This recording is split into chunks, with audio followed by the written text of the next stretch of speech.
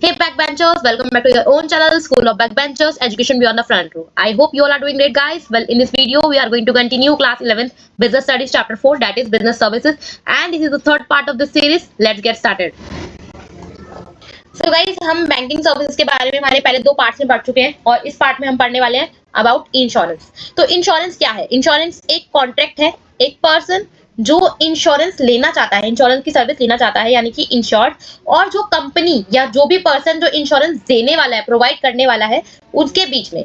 तो is a contract between a person that is insured and an insurance company, यानी कि insurer. दोनों के बीच में क्या है? एक कॉन्ट्रैक्ट है, ठीक है। बदले में इंश्योर्ड जो है वो क्या करता है? एक fix amount monthly, annually, semi annually पे करता है, जिसको हम प्रीमियम कहते हैं रेगुलरली, ठीक है।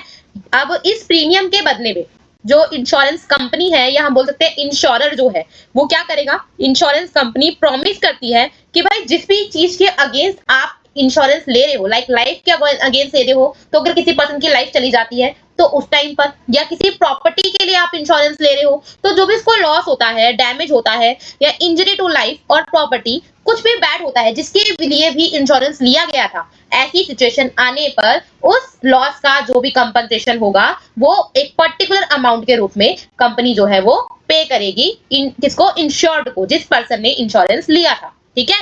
तो बेसिकली इंश्योरेंस एक क्या है? कॉन्ट्रैक्ट है, जो एक पर्सन जो इंश्योरेंस लेना चाहता है और जो इंश्योरेंस देने वाली कंपनी है, उन दोनों के बीच में, ठीक है। जो इंश्योरेंस लेगा जिस भी चीज के अगेंस्ट, उसको उस पर्टिकुलर चीज की जो भी सिचुएशन आ जाती है फ्यूचर में, कोई लॉस हो जाता है, डैमेज हो जाता है, उसके बदले में इंश्योरेंस कंपनी एक कंपनसेशन देगी। और इंश्योरेंस जो जिस पर्सन ने इंश्योरेंस लिया है वो रेगुलरली, हो सकता है मंथली हो सकता है सेमी एनुअली हो सकता है एनुअली हो, रेगुलरली वो एक फिक्स अमाउंट ऑफ प्रीमियम जो है वो पे करेगा किसको? इंश्योरेंस कंपनी को।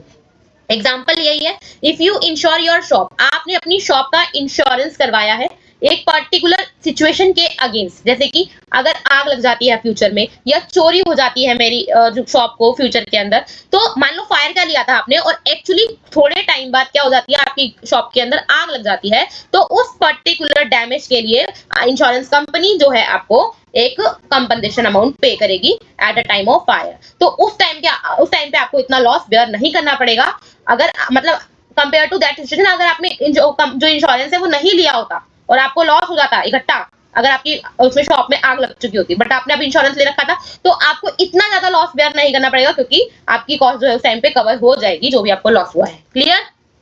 तो बात करते हैं हम टाइप्स ऑफ इंश्योरेंस की। दो तरीके के हमारे पास बेसिकली इंश्योरेंस है, एक होता है हमारे पास लाइफ इंश्योरेंस और दूसरा जनरल इंश्योरेंस, जो लाइफ के अलावा हो सकते हैं।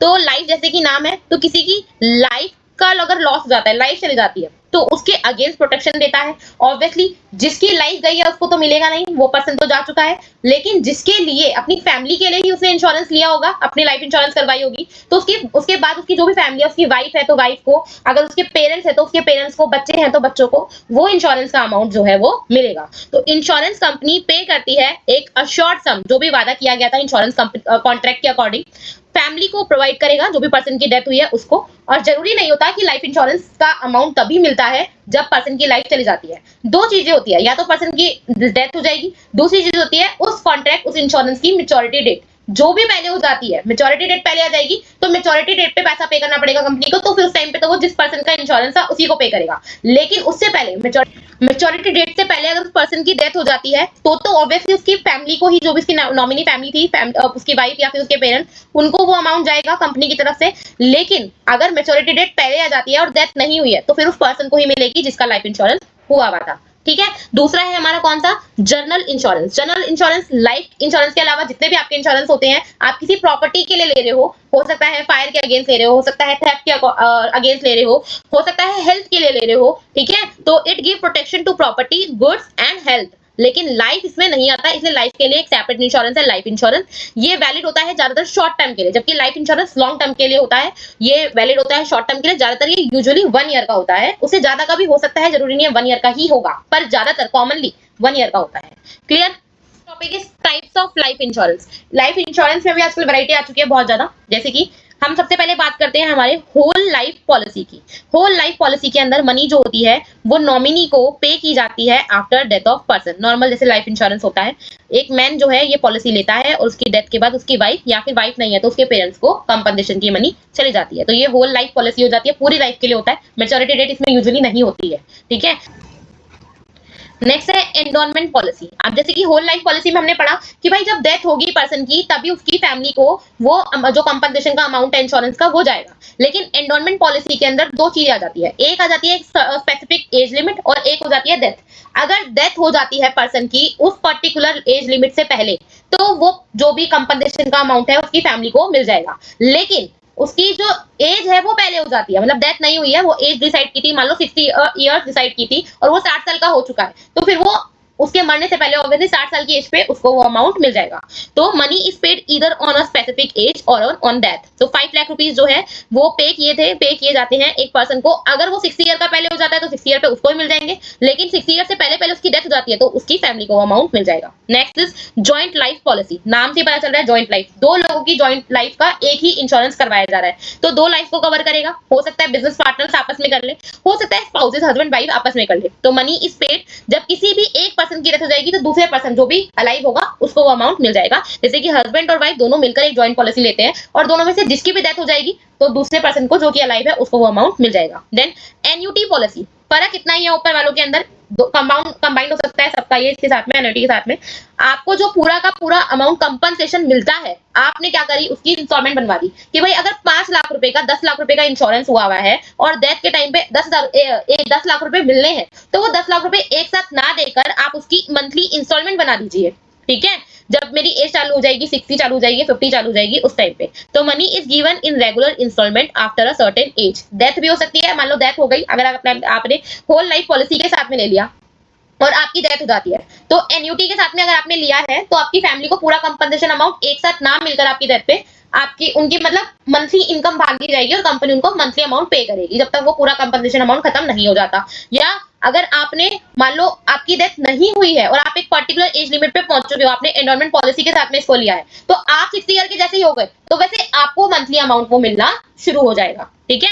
Then childrens endowment policy taken for child education, या तो बच्चों की एजुकेशन के लिए लिया जाता है या फिर उनकी मैरिजेस के लिए लिया जाता है। जैसे कि जैसे ही बच्चा 18 साल का होगा तो अगर एजुकेशन के लिए लिया जाता तो उसके एजुकेशन के लिए दे दिया जाएगा उसको 5 लाख रुपया, और अगर शादी के लिए लिया गया था तो शादी के लिए दे दिया जाएगा। आई होप आपको लाइफ इंश्योरेंस के ये सारे पार्ट क्लियर है। सो बात कर लेते हैं हम जनरल इंश्योरेंस के टाइप्स की। 3 तरीके के हैं हमारे पास मेन अभी यहाँ पर, फायर, मेराइन और हेल्थ इंश्योरेंस। फायर ऑब्वियसली आप अपनी प्रॉपर्टी को फायर के अगेंस्ट क्या कर रहे हो, इंश्योर करवा रहे हो। तो आपने अपनी फैक्ट्री का या अपने घर का फायर के अगेंस्ट क्या करवा लिया, इंश्योरेंस करवा लिया। तो फायर अगर हो जाती है सिचुएशन फ्यूचर के अंदर तो उस टाइम पे जो भी आपका लॉस होगा उसके लिए आपको इंश्योरेंस कंपनी पे कर देगी।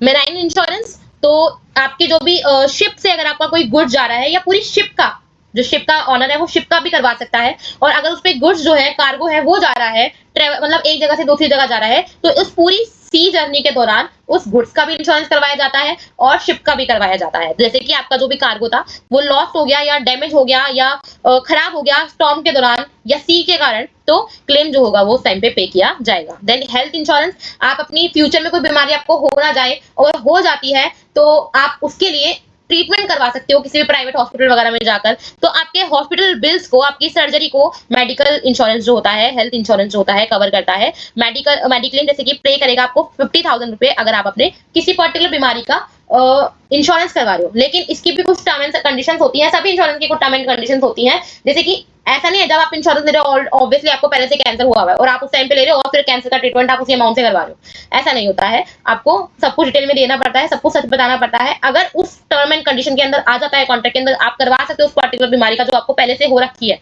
तो आप करवा पाओगे। लेकिन अगर आपको वो इंश्योरेंस से पहले से थी और टर्म एंड कंडीशन में आपने वो चीजें मेंशन नहीं की है तो इंश्योरेंस कंपनी आपको पैसा देने से मना भी कर सकती है। तो उसके लिए हमारे पास कुछ टर्म्स एंड कंडीशंस होते हैं, रूल्स होते हैं जिसके बिहाफ पर दोनों काम करते हैं। इंश्योरेंस कंपनी भी काम करती है और जो इंश्योरेंस ले रहा है उसको भी वो रूल्स रेगुलेशन मानने पड़ते हैं। तो इन रूल्स रेगुलेशन को हम बोलते हैं प्रिंसिपल्स ऑफ आपके इंश्योरेंस। तो इनके बारे में अब हम डिटेल में पढ़ेंगे। So guys, principles of insurance पढ़ने से पहले हम हमारा डिफरेंस देख लेते हैं फटाफट से। लाइफ, फायर और मैराइन इंश्योरेंस के बारे में फटाफट से देख लेते हैं। सबसे पहले लाइफ की बात करते हैं। तो लाइफ इंश्योरेंस को क्या कवर करता है? ह्यूमन लाइफ को कवर करता है, जिसकी भी लाइफ का इंश्योरेंस करवाया जा रहा है। फायर इंश्योरेंस आपकी जो भी एसेट्स हैं, आपकी प्रॉपर्टी है, उनके फायर के अगेंस्ट जो है आप उसको इंश्योर करवा रहे हो, तो उससे आप उसको कवर करेगा। मैराइन इंश्योरेंस जो होता है, आपका जो भी गुड्स है, आपका शिप है, अगर सी जर्नी के दौरान वो कहीं जा रहा है तो आपके शिप का आप करवा सकते हो, कार्गो का करवा सकते हो, गुड्स का करवा सकते हो, सी पे जो भी है। प्रोटेक्शन देगा लाइफ और इन्वेस्टमेंट दोनों तरीके से हुई है। अगर मान लो मेच्योरिटी डेट पहले आ जाती है, डेथ नहीं हुई है, तो तरफ से इन्वेस्टमेंट का अमाउंट वापस आ गया है ना। तो लाइफ और इन्वेस्टमेंट दोनों हो रही है। यहाँ पे आपकी सिर्फ प्रॉपर्टी जो है उसी का ही इंश्योरेंस करवाया जा रहा है, उसी के अगेंस्ट प्रॉपर्टी वो मिल रहा है, आपको प्रोटेक्शन मिल रहा है। मान लो आपने फायर इंश्योरेंस करवाया था अपनी शॉप का और फायर लगी नहीं, तो वो आपको पैसा वापस मिलेगा भी नहीं, ठीक है। मैराइन इंश्योरेंस के अंदर आपका रिस्क को कम कर रहा है, सी रिस्क को कम कर रहा है। सी रिस्क के आपके गुड्स को, आपको शिप्स को बचा रहा है, और अगर आपका कुछ भी ऐसा इंसिडेंट नहीं होता है, ऑब्वियसली आपको पैसा वापस नहीं मिलेगा, ठीक है। व्हेन क्लेम इज पेड, तो आपका क्लेम जो है कब पे किया जाएगा? या तो डेथ पे किया जाएगा लाइफ इंश्योरेंस में, या मैच्योरिटी पे किया जाएगा। फायर इंश्योरेंस पे ऑब्वियसली फायर लगने पे किया जाएगा। और अगर आपके सी के दौरान, मतलब जर्नी के दौरान कोई भी डैमेज होता है, लॉस होता है, जिसके खिलाफ, जिसके अगेंस्ट प्रोटेक्शन लिया गया था, तभी पे किया जाएगा, अदरवाइज नहीं किया जाएगा। कॉन्ट्रैक्ट टाइप, इसमें इंडेमिनिटी नहीं होता, यानी कि एक फिक्स अमाउंट जो होता है वो पे किया जाता है। इंडेमिनिटी मतलब होता है जितना आपका लॉस उतना ही कंपनसेशन। तो फायर इंश्योरेंस के अंदर और मैराइन इंश्योरेंस के अंदर, कोई भी जनरल इंश्योरेंस के अंदर आपको उतना ही अमाउंट मिलता है जितना आपका लॉस हुआ हो। मतलब दोनों दो लिमिट होती है, एक तो एक फिक्स अमाउंट है और एक जो है वो आपका लॉस वाला अमाउंट है। तो दोनों में से जो भी कम होगा वो आपको मिलेगा, ठीक है। ये भी नहीं है कि आपने 1 लाख का करवाया था तो आपका 30,000 का नुकसान हुआ है तो आपको 30,000 ही मिलेंगे कंपनसेशन के। और अगर आपका 1 लाख का आपने इंश्योरेंस करवा रखा था, 1.5 लाख का होगा तो कंपनी 1.5 लाख दे देगी, नहीं, आपको 1 लाख ही देगी फिक्स अमाउंट। और जो भी आपका लॉस है उसमें से दोनों में से जो भी कम होगा इंडेमिनिटी के अंदर आपको उतना ही अमाउंट मिलता है। सरेंडर, आपकी life obviously can be surrender for value. मान लो आपकी लाइफ इंश्योरेंस का जो मैच्योरिटी है वो भी नहीं आई है, डेथ भी नहीं हुआ है, लेकिन आपको अपनी जो भी कॉन्ट्रैक्ट है वो सरेंडर करना है, आपकी पॉलिसी आपको सरेंडर करनी है, तो कुछ अमाउंट कट जाएगा और जितनी वैल्यू उसकी हुई है जितने टाइम के अंदर वो आपको अमाउंट मिल सकता है। आप फायर इंश्योरेंस को सरेंडर नहीं करवा सकते हो, मैरिन इंश्योरेंस को भी सरेंडर नहीं करवा सकते हो। आई होप आपको क्लियर है। सो गाइस, आ गया है हमारा मेन इंपॉर्टेंट टॉपिक आपका, प्रिंसिपल्स ऑफ इंश्योरेंस। ये बेसिक रूल्स होते हैं जो हर एक इंश्योरेंस कॉन्ट्रैक्ट के अंदर फॉलो किए जाने चाहिए, दोनों को करने पड़ेंगे, इंश्योरेंस कंपनी को भी और इंश्योर्ड यानी कि जिसने इंश्योरेंस लिया है उसको भी। तो सबसे पहला इंपॉर्टेंट हमारा जो प्रिंसिपल है वो है utmost good faith. Good faith मतलब भरोसा रखना, दोनों को भरोसा होना चाहिए। अब भरोसा कब होगा? जब कोई बात छिपी हुई नहीं होगी। तो बोथ द इंश्योरेंस कंपनी और द पर्सन जो इंश्योरेंस ले रहा है, दोनों को एक दूसरे को सारी बातें सच बतानी है, जो भी उस कॉन्ट्रैक्ट से या जिस भी चीज का इंश्योरेंस लिया जा रहा है उस चीज से रिलेटेड है। तो कोई भी इंपॉर्टेंट फैक्ट जो होना चाहिए वो हिडन नहीं होना चाहिए, ठीक है। एग्जाम्पल, अगर रमेश जो है उसने एक लाइफ इंश्योरेंस लिया है और उसने अपने इंश्योरेंस कंपनी को ये बात नहीं बताई कि उसको हार्ट डिसीज है और फ्यूचर में उस हार्ट डिसीज के कारण उसकी डेथ हो जाती है, क्योंकि कंपनी को नहीं पता था कि इंश्योरेंस लेने से पहले से ही उसको हार्ट डिसीज थी, तो कंपनी ऐसे में क्लेम देने से रिजेक्ट भी कर सकती है। ऐसे ही कंपनी को भी ये बात बतानी चाहिए, इंश्योरेंस कंपनी को भी अपने जो भी कस्टमर है उसको ये बात बतानी चाहिए कि भाई अगर आपने बातें छुपाई, हमें नहीं पता हुआ और आपको इस पर्टिकुलर बीमारी से आपकी डेथ हो जाती है, तो आपको क्लेम जो है वो नहीं मिलेगा। तो जो भी टर्म एंड कंडीशन है उनको भी सारी बातें बतानी चाहिए कस्टमर को, और जो भी इंश्योर्ड है, जो इंश्योरेंस ले रहा है, उसको भी सारी बातें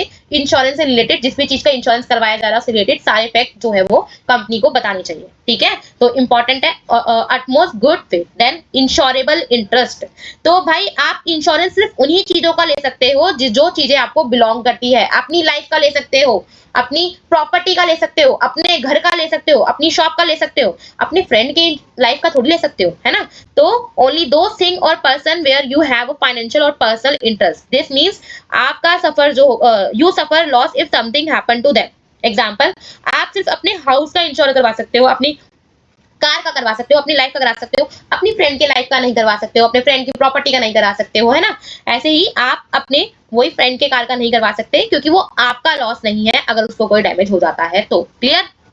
नेक्स्ट है हमारा इंडेमनिटी। अभी हमने वो जो तीनों कंपैरिजन पढ़े थे, life insurance, fire insurance and marine insurance, उसमें भी पढ़ा था जो भी आपका लॉस है आपको सिर्फ उतना ही अमाउंट मिलता है। लाइफ इंश्योरेंस अलग चीज है, लाइफ इंश्योरेंस को छोड़कर। तो insurance company will pay only the actual loss, not more. You can not earn a profit through insurance. ये नहीं है आपने 1 लाख का इंश्योरेंस करवा रखा था और आपकी जो प्रॉपर्टी है उसको नुकसान हुआ है 70,000 का, तो कंपनी आपको 70,000 ही देगी। 1 लाख देकर आप 30,000 का फायदा नहीं कमा लोगे उससे। प्रॉफिट कमाने के लिए नहीं होता इंश्योरेंस, ठीक है। एग्जाम्पल यही है, if your shop is insured for 5 lakhs, लेकिन डैमेज जो है सिर्फ 2 लाख का ही हुआ है, तो कंपनी आपको 2 लाख ही पे करेगी। अब इसका मतलब ये भी नहीं है आपने 5 लाख का इंश्योरेंस ले रखा है, नुकसान आपका 7 लाख का हो गया तो कंपनी आपको 7 लाख देगी। भाई जितने का इंश्योरेंस है उतना ही देगी। तो दोनों में से जो भी कम होगा, जितने का आपने इंश्योरेंस ले रखा है, जितने का आपका लॉस है, दोनों में से जो भी कम होगा कंपनी आपको सिर्फ वही पे करेगी। तो not this rule not apply, life insurance के लिए अप्लाई नहीं होता, क्योंकि आप ऑब्वियसली किसी की लाइफ को मनी के टर्म से मेजर नहीं कर सकते हो। तो उसमें जो भी आपका कंपनसेशन फिक्स है अमाउंट वही मिलेगा, बीट ऑन मैच्योरिटी और बंदे की डेथ।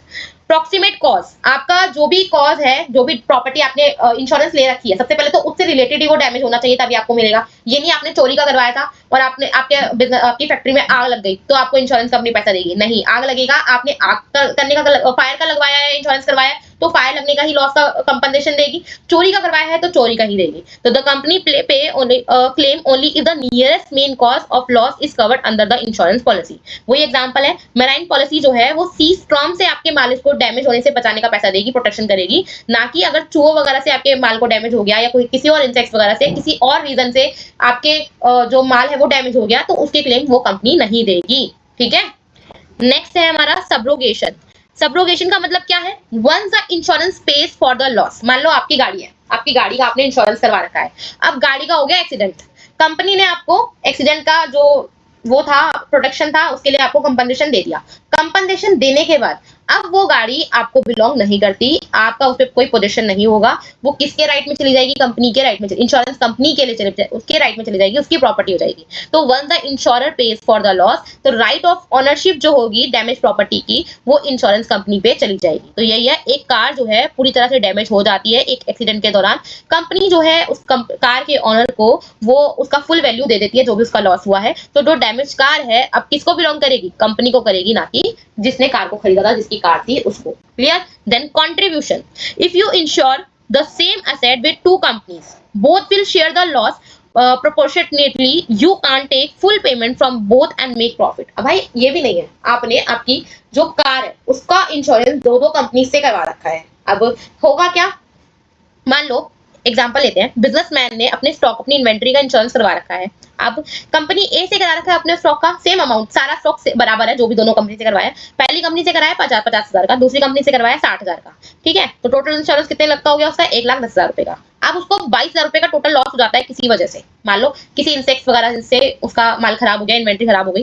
तो भाई ये नहीं है कि 50 वो यहाँ से लेगा, 60 वो यहाँ से लेगा, 1,10,000 रुपए लेके 22,000 का लॉस और 1,10,000 लेके मजे करेगा, नहीं भाई। उसने क्या, अगर इंश्योरेंस देखोगे आप 5:6 की रेशो के अंदर उसने इंश्योरेंस ले रखा था दोनों कंपनी से, तो ये 22,000 को भी 5:6 की रेशो में ही उसको कंपनसेशन मिलेगा। 11 आएगा, ये 5/11 का शेयर देगा और ये 6/11 का, तो ये हो गया 10,000 और ये हो गया 12,000 और उसको पूरे 22,000 रुपए कवर हो जाएंगे उसके। ठीक है, तो दोनों मिलके कंट्रीब्यूशन करेंगे, जितने कंट्रीब्यूशन में उसने इंश्योरेंस लिया था उतने ही कंट्रीब्यूशन में उसका लॉस कवर करके दोनों अमाउंट पे कर देंगे। प्रॉफिट नहीं कमा सकते आप यहाँ से। क्लियर? इन लास्ट जो हमारा प्रिंसिपल है वो है मिटिगेशन ऑफ लॉस। तो you must try your best to reduce the loss. If an incident occurs you should act like there is no insurance. भाई अगर आपने अपनी शॉप का इंश्योरेंस करवा रखा है अगेंस्ट फायर, ठीक है, तो ये नहीं आपको लग गया हाँ भाई कोई इलेक्ट्रिसिटी में प्रॉब्लम हो रही है और वायर से आपकी शॉप के अंदर आग लग सकती है, तो भाई आप उसको बुझाने की कोशिश ही नहीं करोगे क्योंकि आपने इंश्योरेंस ले रखा है। ऐसा नहीं होना चाहिए। आपको इस तरीके से बिहेव करना है कि आपके पास कोई इंश्योरेंस नहीं है, आपको कोशिश करनी है कम से कम नुकसान हो और कंपनी को किसी भी तरीके से पता चल जाता है फ्यूचर के अंदर कि आपने उस आग को रोकने की कोशिश ही नहीं करी। आप रोक सकते थे, आपने डैमेज को कम ही नहीं किया, तो भाई ऐसे केस के अंदर कंपनी आपको अमाउंट देने से मना कर सकती है। तो अगर आपने, आपका वेयर हाउस वही है, अगर उसको आग लग जाती है तो आपको फायर ब्रिगेड बुलानी पड़ेगी हैंड टू हैंड इमीडिएटली। और अगर आप कुछ भी नहीं करते हो उस आग को रोकने के लिए और आपके माल को बर्न होने देते हो, क्यों? आपने इंश्योरेंस ले रखा है इसलिए। तो कंपनी को ऐसे प्रूफ मिल जाते हैं कि ऐसा ऐसा हुआ था, तो कंपनी आपको अमाउंट देने से मना कर सकती है, रिफ्यूज कर सकती है और आप कुछ भी नहीं कर पाओगे। Clear? So guys, I hope आपको इंश्योरेंस का टॉपिक भी अच्छे से क्लियर हो गया है। बहुत इंपॉर्टेंट है, जो इंश्योरेंस के प्रिंसिपल है मोस्ट इंपॉर्टेंट है, उसको अच्छे से कर लेना। केस स्टडीज भी आती है, आ गए हैं समझ में, तो कुछ एमसीक्यूज है, केस स्टडीज है, पढ़िए समझिए, आंसर कमेंट बॉक्स में लिखिए। मिलते हैं नेक्स्ट पार्ट में, नेक्स्ट वीडियो में, तब तक के लिए बाय। वीडियो पसंद आया तो लाइक कर देना, चैनल को सब्सक्राइब किया नहीं किया है तो सब्सक्राइब कर देना। ओके।